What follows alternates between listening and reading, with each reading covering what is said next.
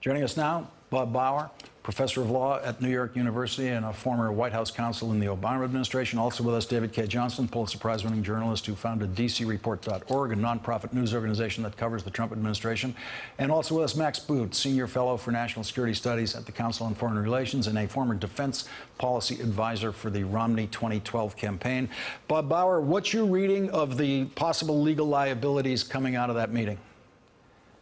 One aspect of this meeting that may have been a little bit overlooked is that everybody who attended, the campaign manager, Jared Kushner, Donald Trump Jr., attended as agents on behalf of the campaign. The campaign as an organization comes within the circle of potential exposure here, and I think that's getting a little bit lost with the emphasis on Donald Trump Jr.'s potential exposure. Of course, each one of those individuals has to account for their actions and what led to them and what followed, but I think we ought to recognize that the Trump Presidential Committee here was involved in any solicitation or, for that matter, later any acceptance of value that they solicited in violation of the law, if in fact the evidence establishes that.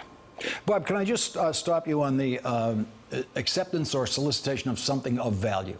Has it been tested in campaign finance law that something of value could be information? Surely we know something of value is money. Something of value is, you know, you will cater our event for free. You'll give us hotel space for free, something like that. But this would be information. Has that been tested in FEC law? There's no question that under the federal campaign finance law, information has market value. Consider, for example, domestic research firms in the political marketplace that are retained to produce opposition research, legitimate legal opposition research containing materials legally acquired. Campaigns pay a significant amount of money for that, and the supplying of that information without charge from any source is a thing of value, a contribution in kind under the law. Of course, if the source is a foreign national, much less a foreign government, it's an illegal contribution. David Cay Johnston, we have reports tonight that Donald Trump Jr. Got his original statement, the first public statement he made about this to the New York Times. He got that cleared with his father. It turns out now everything in that statement has been undone by Donald Trump Jr.'s own subsequent statements. Well, we now can say with absolute certainty that all of the denials by the Trumps and their surrogates, including Kellyanne Conway and Ms. Huckabee Sanders and Sean Spicer, were not true. There is no question about this anymore. The Russians were involved. And I think the question people should be asking themselves is, what in the world would lead you to do anything when you get an email like the kind that Donald Jr. got, except to pick up the phone and call the FBI? That's your legal obligation. A foreign government is trying to influence us. You should pick up the phone. Look what Al Gore did when he was offered a George W. Bush, a domestic impropriety playbook during the campaign when they ran against each other. They called the FBI.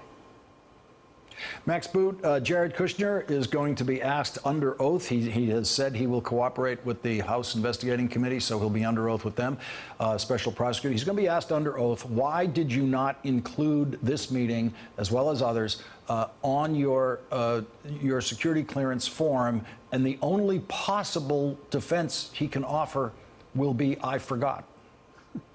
Well, Lawrence, I mean, you're seeing this avalanche of lies come down on top of the Trump White House and quite possibly crush the Trump White House.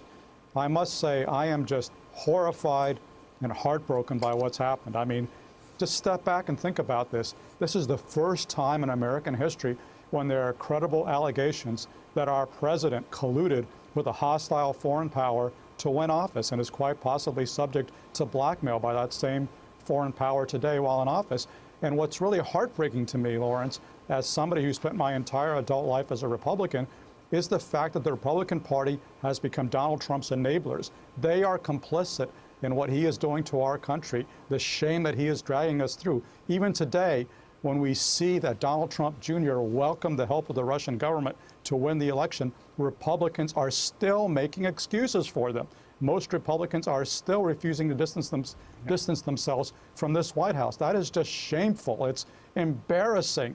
I can't believe this is happening, that in my lifetime, the Republican Party has gone from Mr. Gorbachev, tear down this wall, to Mr. Putin, tear down our political opponents. Bob Bauer, I want to go to this legal point about, I know a lot of people think that if I just say I forgot, I don't recall, that they can't get me on that. I can give that answer under oath to anything. But if you're saying I don't recall, this Russian lawyer who comes in, not speaking a word of English, multiple emails arranging her arrival, saying, you know, she can't meet at this time because she's going to be she won't be off the plane yet. There's a lot of detail in these emails about arranging the meeting. Then she shows up with a translator. The credibility of someone simply forgetting a meeting like that, it seems to me, could be tested rather harshly under oath. No question that it'll be tested. You're absolutely right about that. There are others who have no doubt recollections that bear on the question of what he might have been planning for this meeting. Other emails that we haven't seen that he exchanged with others about the meeting, both before and afterward. So there's a wealth of potential testimony and documentation that I think could ultimately reflect on whether or not he really forgot, or that's the best excuse that he can come up with at the present time. We just don't know. That's the one point about all of this that I would emphasize, which is whatever inquiry is going to take place here on the part of the congressional investigating committees or Bob Mueller is going to take a while. What we do know is that there's going to be plenty potentially to investigate, but where it leads and what else might be there that bears on the issue that you're interested in here, Jared Kushner's credibility, is at this point far from certain, and it could take a while. David, having studied the Trumps, if you have over the years, writing books and studying their businesses, Donald Trump's loyalty, if it comes down to it, between his son-in-law and his son, Donald Jr.?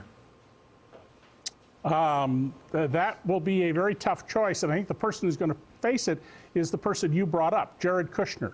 Is he willing to risk becoming a felon and go to prison like his father did in order to protect his father-in-law? And the dynamics within the family are about to become very fascinating, because damaging as these emails are, this is not the end of the facts that we're going to come out and that we need to know. Max Boot, what should Republicans be saying at this point, given the state of the information as it's emerged Monday and Tuesday of this week? What they ought to be saying, Lawrence, is pretty obvious, that they are going to put patriotism to the country over their loyalty to the party.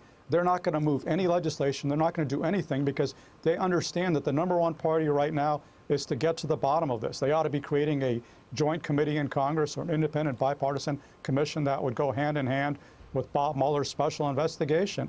They should make clear that they do not support a president who looks the other way while his campaign is colluding with a hostile foreign power, or may very well be involved in that collusion himself. They should stop making excuses. They should come clean. They should realize that if they do not make a break with Donald Trump sooner rather than later, they will join him on the ash heap of history, that future generations will judge them very harshly if they are seen as enablers. And they have to have that moment that Republicans finally had in 1974 with Richard Nixon, when they said enough is enough. There are too many lies. We cannot swallow the lies anymore.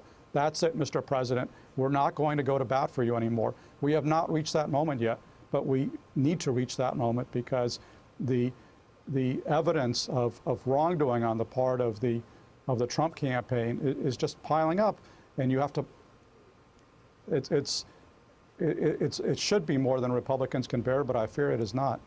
Max Boot, David K. Johnston, and Bob Bauer, thank you all for joining us tonight. Really appreciate it. Hey there, I'm Chris Hayes from MSNBC. Thanks for watching MSNBC on YouTube. If you want to keep up to date with the videos we're putting out, you can click subscribe just below me, or click over on this list to see lots of other great videos.